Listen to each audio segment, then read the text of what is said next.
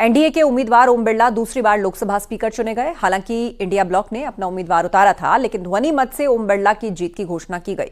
ओम बिरला की जीत पर पीएम मोदी ने उन्हें बधाई दी। साथ ही विपक्ष से राहुल गांधी और अखिलेश यादव समेत तमाम नेताओं ने उनको शुभकामनाएं दी।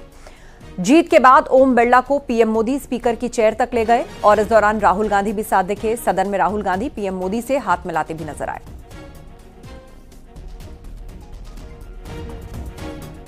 तो ध्वनि मत से स्पीकर बने ओम बिरला और उसके बाद उन्हें चेयर तक ले गए प्रधानमंत्री मोदी। राहुल गांधी भी उनके साथ दिखे। राहुल गांधी आप देख सकते हैं किस तरह आए ओम बिरला के पास। उन्होंने ओम बिरला से हाथ मिलाया और उसके बाद प्रधानमंत्री मोदी से भी उन्होंने हाथ मिलाया और फिर दोनों ही ओम बिरला को स्पीकर की चेयर तक लेकर गए।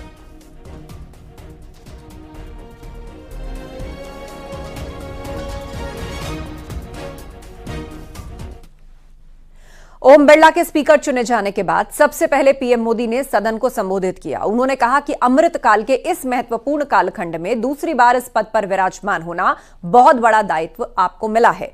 हम सबका विश्वास है कि आप आने वाले 5 साल हम सबका मार्गदर्शन करेंगे।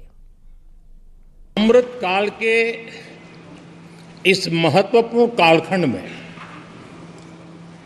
दूसरी बार इस पद पर विराजमान होना बहुत बड़ा दायित्व आपको मिला है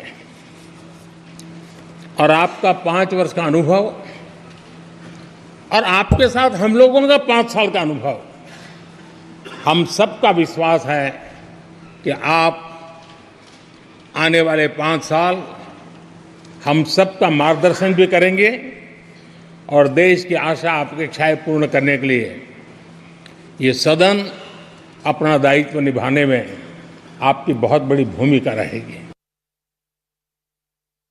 गत 20 साल का एक ऐसा कालखंड रहा है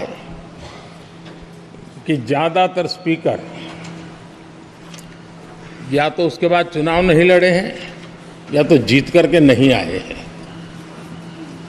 आप समझ सकते हैं कि स्पीकर का काम कितना कठिन है कि उसके लिए दोबारा जीतना मुश्किल हो जाता है, लेकिन आप जीत करके आए हैं। इसके लिए एक नया इतिहास आपने गढ़ा।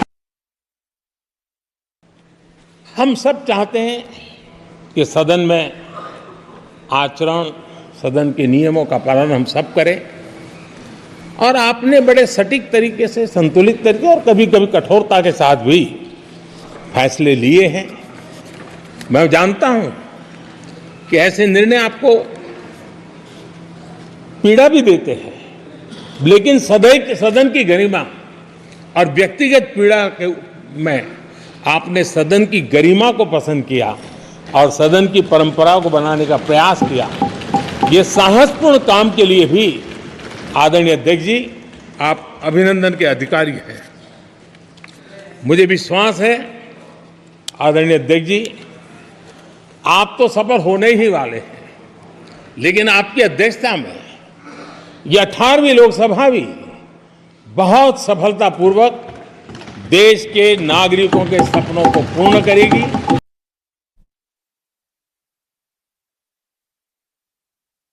दूसरी बार स्पीकर बनने पर सीएम योगी ने भी उन्हें बधाई दी। उन्होंने कहा, जनप्रिय मृदुभाषी राजनेता ओम बिरला जी को लगातार दूसरी बार लोकसभा का अध्यक्ष चुने जाने पर हृदय तल से बधाई।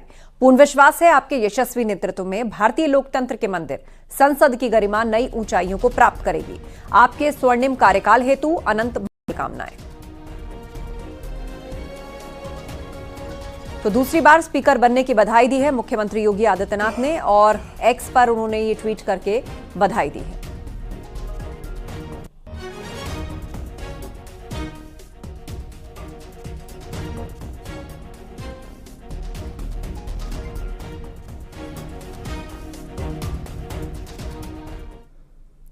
अखिलेश यादव और राहुल गांधी ने भी ओम बिरला को स्पीकर बनने की बधाई दी। उन्होंने कहा, विपक्ष जनता की आवाज है, उम्मीद है कि उन्हें दबाया नहीं जाएगा।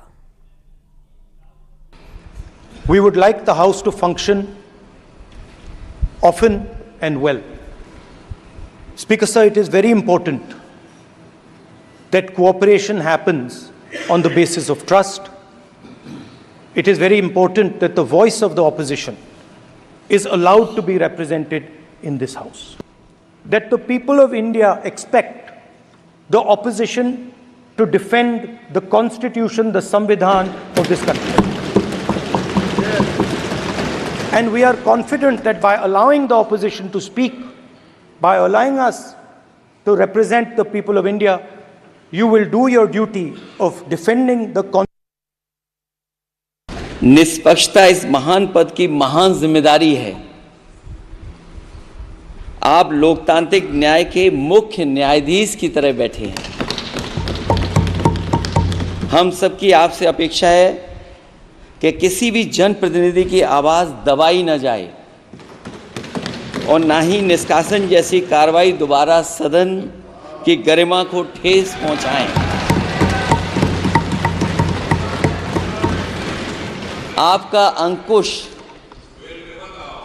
विपक्ष पे तो रहता ही है, लेकिन आपका अंकुश सत्ता पक्ष पे भी रहे।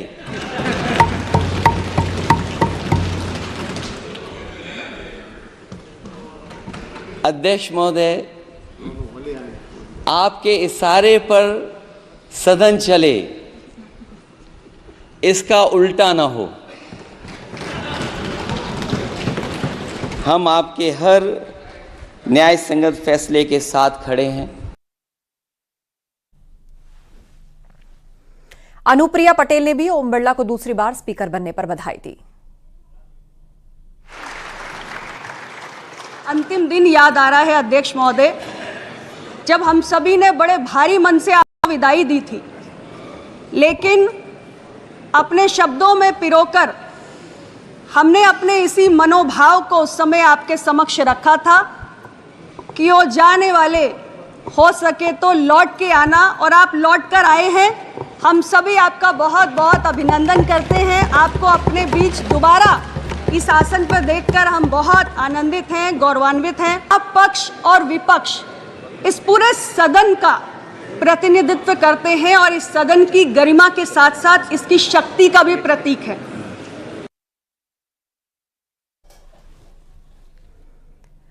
और इस बीच बड़ी खबर आपको बता दें, इमरजेंसी के खिलाफ प्रस्ताव लाया गया है। सीधे अब आपको लिए चलते हैं लोकसभा की कार्यवाही में।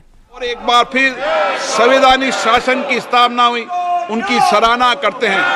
1975 में आज 26 जून के दिन ही देश इमरजेंसी की कूट सच्चाइयों का सामना करते हुए उठा था। 1975 में आज ही के दिन कैबिनेट ने इमरजेंसी का पोस्ट फैक्टो रेक्टिफिकेशन किया था। इस तानाशाही और असंवैधानिक निर्णय पर मोहर लगाई थी। इसलिए हमारी संसदीय प्रणाली अनगिनत बलिदानों के बाद मिली दूसरी आज़ादी के प्रति अपनी प्रतिबद्धता को दोहराने के लिए आज के प्रस्ताव किया जाना आवश्यक है। अब हम ये जानते हैं कि हमारी युवा पीढ़ी लोकतंत्र के इस काले अध्याय के बारे में जरूर जानना चाहिए। इमरजेंसी के दौरान गैर कानूनी गिरफ्तारियां, सरकारी प्रताड़ना के चलते अनगिनत लोगों को यातनाएं सहनी पड़ी थी। उनके परिवार उनको असमित कष्ट उठाना पड़ा था। इमरजेंसी ने भारत के कितने नागरिकों का जीवन तबाह कर दिया था, कितने लोगों की मृत्यु हो गई थी। इमरजेंसी के इस काले खंड में कांग्रेस की तानाशाह सरकार के हाथों अपनी जान गंवाने वाले भारत के ऐसे कर्तव्यनिष्ठ और देश में प्रेम करने वाले नागरिकों की स्मृति में हम सब 2 मिनट का मौन रखते हैं।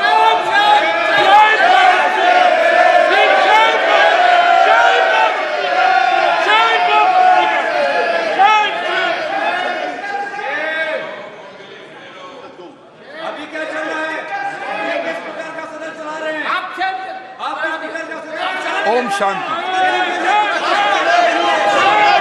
सभा की कार्रवाई गुरुवार दिनांक 27 जून 2024 को राष्ट्रपति के अभिभाषण की समाप्ति के आधे घंटे के पश्चात के लिए स्थगित की जाती है।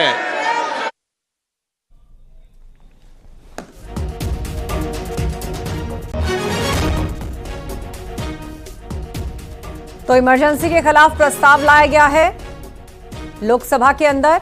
इमरजेंसी के लिए सदन में 2 मिनट का मौन जो है वो रखा जा रहा है। इमरजेंसी के लिए सदन में 2 मिनट का मौन रखा गया है। तस्वीरें भी हम आपको दिखा रहे हैं हाउस की।